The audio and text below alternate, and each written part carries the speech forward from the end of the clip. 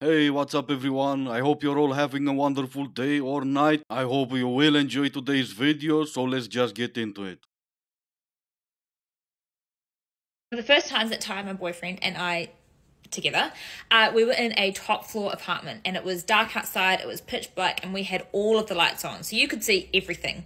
Halfway through, we realized that the apartments across the road from us could clearly see into the room that we were in, and there were people standing there that could see it doing what we were doing. So he said, "Oh my gosh, so sorry, I should shut these." And I was like, "No, it's okay, I like it, I'm into it." And he was like, "Cool, I like it too, I'm into it too." And so we kept going, knowing that people across the street were watching, seeing us. And that is how we both realized that we had a shared interest in people watching us. That was the first time she realized she's a 304. Nah, I'm only kidding. She knew that about herself way before that. Now she's an OF girl, so I guess she turned being a 304 into a career. I have this theory about boys and I need to share it with you because I feel like you need to hear it. And let's be honest, some girls probably do this too, but we're talking about men, okay? On this page, we're talking about men. A guy's with a girl, let's say Tracy and Tony. Now, Tony has been doing the bare minimum, okay? She's just floating along doing the bare minimum, and Tracy's she's like, yeah, it's fine, I'm happy, I'm in a relationship, he's really fit, so I'm going to let him get away with it. Then, for one reason or another, Tony bins off Tracy. Then Tony starts dating again, and he meets Tina. But Tina has boundaries. She also knows her worth. She's not going to settle for the bare minimum. So Tony comes along, starts giving Tina the bare minimum. She's like, what's this? Because of Tony's previous training with Tracy, he's thinking this is fine. He's like, this is what a relationship is. This is how I'm supposed to act. And he starts telling all his friends that she's really high maintenance. The standards are too high. And it ends. And Tina's kind of a little bit like, well, why didn't he want to do that for me? Why didn't he want to give me all those things? Because Tracy trained him that was okay. She gave him some like positive reinforcement that she's going to stay in a relationship with him even if he does the bare minimum. Then Tony goes off and he gets in another relationship and Tina sees this and it works out. Tony's happy with this new girl, but that's because he's gone back to someone who lets him do the bare minimum.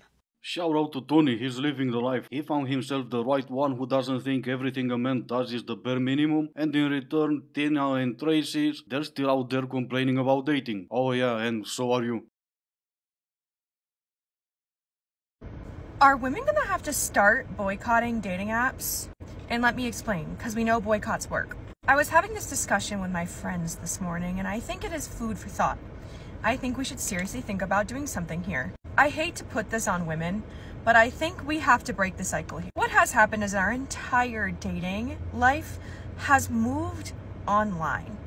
And personally, I just don't think that's gonna cut it. What I think one of the biggest disconnects is that men are on dating apps to hook up and women are on dating apps to find love and relationships. And that's just not matching up. Of course it's not. Dating apps were created as a way for people to hook up. Then all of you lunatics who started yelling at men to not talk to you face to face went on dating apps and wanted to find love. Yeah, it's not there. Just because you're looking for one, it's not there. But no, go ahead and boycott dating apps. Because boycott works. Except it only works when men do it. Give me one example of a boycott that you took part in without the help of men that was in fact successful. Just one. I'll wait. And until you find one, which might take a few years, I'll give you one of our own. Do not mess with our beer. So 100,000 women went on strike today in Iceland to demand gender equality. The entire population is 370,000. So over 25% of the population went on strike. And I have some crazy news for you. The economy did not come to a stop and it continued as normal. The only memo I got was that HR departments were getting no complaints for the 24 hours that the women were on strike. And men were writing that they were really sorry women didn't get gender equality. But I heard one CEO said it was nice to finally get some done, end quote. Never let anyone tell you that your intuition is wrong, and I'll tell you why. Because last night I was getting ready for bed, put on this t-shirt, and I was like, yeah, there's a mustard stain, there's pasta stains, there's grease stains, but no one's gonna see me, it's a sleep shirt, whatever. At 8:30 this morning, and I'm like... Those were cops knocking on her door and they evacuated the whole building, but nothing happened, so we'll skip the next 3 minutes and get to her explanation about her intuition. Just so you know, I had zero survival instincts that entire time, and I panicked because I was so distracted with my choice of t-shirt. I am... Not much of an explanation, so I'm gonna start guessing. Her intuition should have been don't act like a pig even if there's no one there to see. I'm the man, I'm supposed to be dirtier, messier, whatever. And yet not even once I slept in a t-shirt that had grease stains on it. What happened to women? And why would you even post that?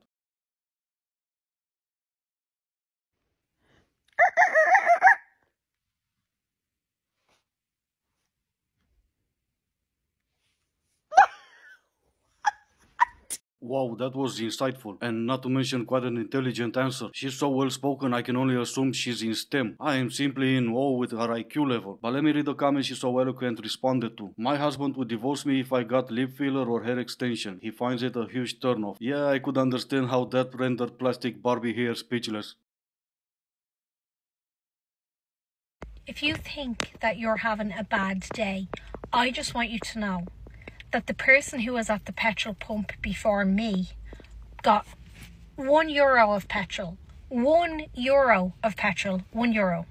So, there's always someone having a worse day than you. Don't forget it. I think that was supposed to be a pep talk, so I can appreciate it, but if you're gonna make up a story, try to make it believable. €1 will get you less than a liter of gas, or petrol, or whatever. For the ones using gallons, 1 liter would be, I believe, a quarter of a gallon. And probably where she lives, in La La Land, that will get you home. In real world, that will ask you to turn on the engine, turn it back off, and then push the car home. What does it mean when a guy unmatches you on a dating app? When you've been chatting outside of the app, you've been going on dates, and then you notice that he unmatches you. Like, I know it's not good, it seems fishy, but what does it mean? He fell madly in love with you and he deleted all dating apps because he wants to... No, let me try again. The whole point of going out on dates is to get to know each other, and he got to know you. I just witnessed the most wholesome thing ever. I took myself out to dinner tonight, a little solo date, and I went to eat at the bar. Obviously, when you are on a solo date, eat at the bar, not a table. It makes it feel infinitely more comfortable, and plus you might meet people like the guy that I met tonight who was sitting by himself eating dinner at the bar next to me, folding origami. He was just there at the bar, hanging out, folding origami, eating his dinner, and then we started talking, and I found out that his girlfriend is a server at the restaurant, and he was there just so he could have some time in close proximity to her, because they didn't get a lot of time together. And then I was like, oh, you should make her an origami rose or like bouquet of flowers. And he was like, oh, flowers are actually really hard. All I know how to make is a crane. And then we stopped talking for a bit, and while I was eating, I looked over at his phone, and he was looking up instructions to make flowers, and then he started making her a rose. So if he wanted to, he would. I know, right? And how did that make you feel, knowing that you're never gonna experience that? Nah, never mind, that's gonna be between you and your therapist. Guys, I just saw the best thing ever. You know how we brought back low-rise jeans in like the 2000s fits or like vintage clothing? Let's bring back vintage love and romance. Let's bring that back, right? I think it's the best thing I've ever thought of, because it's just like we're bringing back all these trends in like music and clothes, and what about the love, y'all? Like don't say I'm outside. Come to the door and bring me flowers. Meet my parents. Call me. I hate texting. I mean, don't call me. I'm not looking for a relationship or anything in particular, but it's just like, whenever I do, I'm like, I don't give a f if it's 2024. Y'all used to go to war. Y'all used to go to war. And you used to be able to speak without filler words. You used to have an IQ in double digits or even 3. You also used to be able to find the kitchen without a compass and a map. Now you post TikToks. My shaman told me that the love of my life would share the same zodiac sign as me. I have looked far and wide, but I still can't find a clear Taurus. I don't get it. I still can't find a clear Taurus. Wait, why is everyone saying K? What do they mean by clear Taurus? A megalol? Think about it. I'm a Taurus. Clear Taurus.